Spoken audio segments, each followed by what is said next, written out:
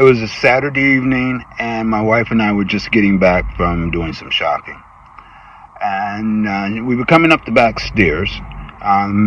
There's a series of metal stairs that we had to go through in order to get to our unit in the loft building that we lived in. And she misstepped, slipped, and fell face first onto the metal stairs.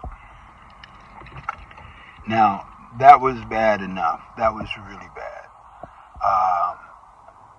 She didn't even brace herself. It's just face first onto the stairs. So, I helped her get back to our unit, and all the time I was praying, God, what do I do? What do I do? I mean, how do we resolve this? It has to be painful.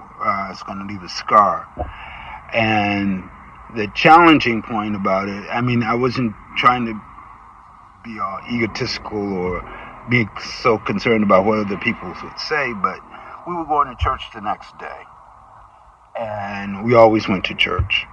And with her having a black eye, there was no way around this. There's no way possible that you can explain it. I mean, you can tell everybody exactly what happened, but she slipped and fell, and on her face, yeah, it looks like something else is happening here. And I said, God, you have to help me out. You have to. I mean, first off, the pain and everything else like that, we have to resolve. So between the time that happened and the time that we actually got to our actual space, I suddenly got a leading to use the blow dryer to help relieve the pain. So when we got back, I had her to lay down. I got out the blow dryer and I applied heat. At first she was like, what are you doing to me? What are you doing? You're trying to kill me. And I'm saying, no, just relax. I believe that the heat will pull the pain out, which didn't make a whole lot of sense. So I put on high setting, put the blow dryer onto the pillow, and put the pillow onto her face. And she actually told me, I can feel the pain leaving my face, going into the pillow. So as long as she could touch it and felt pain, I kept applying more heat, as much as she could take. I wasn't trying to burn her or anything else like that. That wasn't replace one problem for another. But by applying the heat, it actually absorbed all the pain. And we kept doing it. It took probably about 20 minutes until she could touch her face and felt absolutely no pain. It was like nothing had ever happened.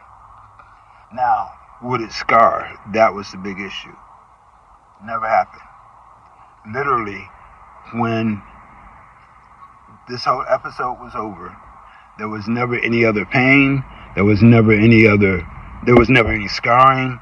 There was no evidence that anything had ever happened. Praise God. Now, how did I come to that? It was just something that I learned while I was a Boy Scout. Now, I've talked to doctors about it since then, and they tell me it's an old wives' tale, but this one happened to work for me. I wouldn't recommend it to anybody else. I don't say, this is absolute truth or whatever. But whenever I get a burn, or and that's something I learned, like I said, in the Boy Scouts, you get a burn, you put that burn over a source of heat, not close enough to burn it, but enough for you to be able to feel the heat.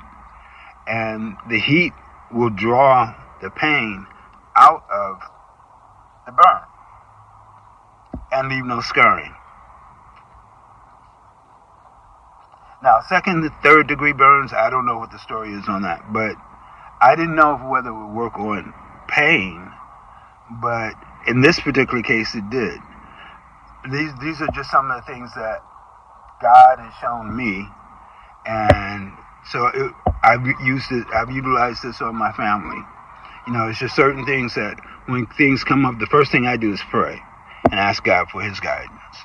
What should I do? And some things that He tells me, or things that come to, when I say God talks to me, is certain thoughts sometimes come to your mind that you know you didn't think initially. It just kind of came in. It's like, where did that thought come from? Sometimes, and you know when it's a positive thought or when it's a negative one. And you know when it's just something that you're trying to make happen. And that's how I've come to a point where I know when God is talking to me. And I know when the other guy is trying to talk to me. But